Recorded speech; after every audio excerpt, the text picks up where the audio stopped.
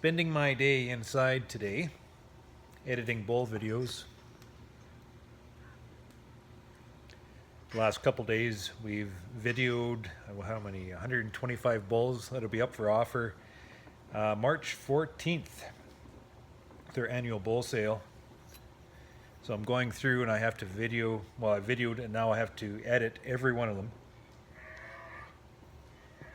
I don't mind it, just I'm stuck inside. But I picked my office in front of the fireplace. Nice and warm. Nice and quiet. Just got to keep at this. Take me a few days. But, as it goes, my attention kind of procrastinates towards bees typically. So as I'm videoing, it's just like a constant conversation with beekeepers all over the world. I don't mind that whatsoever. It just keeps my mind submersed while I'm doing this dull and time-consuming farm work. I find it interesting.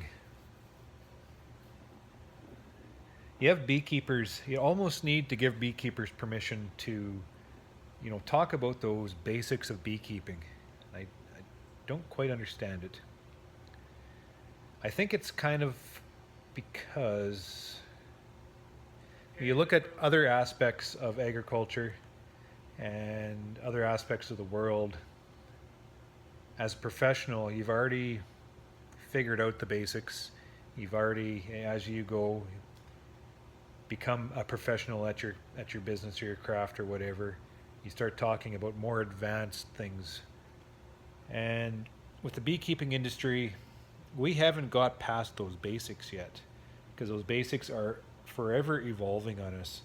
So as we speak about some of those plain and basics aspects about management of our beehives, we feel like this is elementary. This is stuff that we should already know. And how can a professional who operates like $1.5 million worth business, who manages their hives on semis and forklifts and easy loaders and boxes and all this honey and staff, and the complexities of the business is there, and yet we're still focused down towards those very basic core fundamentals of the beekeeping industry, of our bee behavior. And it kind of confuses us a little bit, I think.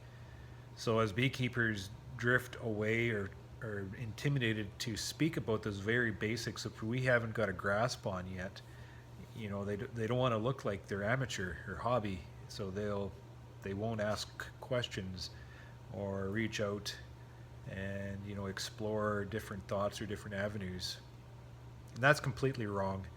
If there's a beekeeper in the world right now who's got it figured out, I'm going to invest all my money into their operation, because they will not lose another hive from now until the end of days, and they'll make me a lot of money. But that is not the case. There's so much risk involved in this business because there's so many dynamics going on that we simply don't understand. And just trying to read what's going on to be able to manage our hives accordingly. It's a forever evolution of our own management style, which pretty much anchors us right down to those basics of this business.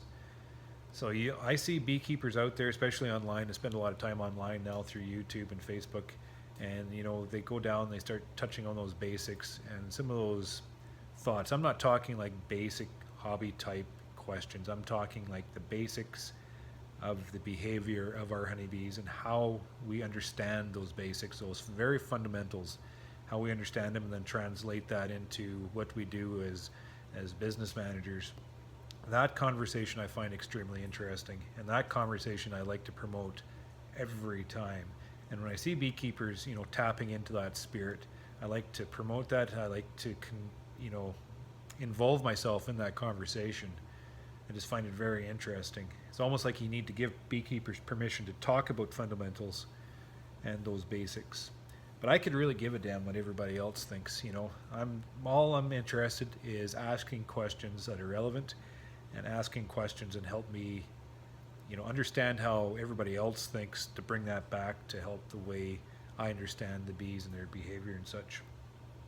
So that's just the ongoing interest of this craft that just kind of hinges me, anchors me towards that conversation that I'm always after.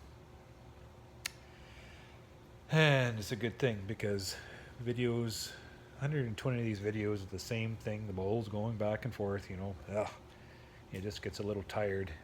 But if I can kind of set myself up in a setting in front of my fireplace, I have a screen on it now so I can have like an open front. Just love it. And submerge myself into that continual conversation on my phone. That's one of those things. I'm anchored to my phone. I sit on my phone all day long, so I get messages and I just can't help myself to respond to them. It's my addiction. But because of that, I'm able to, keep that ambition and keep moving forward, figure things out. Because that spirit of spring's on the horizon. I can sense it. Getting up early in the morning, and the sun's just starting to creep itself closer and closer to when I wake up. And soon enough, we've had mild weather come through, minus 35. That must have been like 10 days of that go through. So that's exhausted itself, and we had like a 7-degree day yesterday. Melting weather.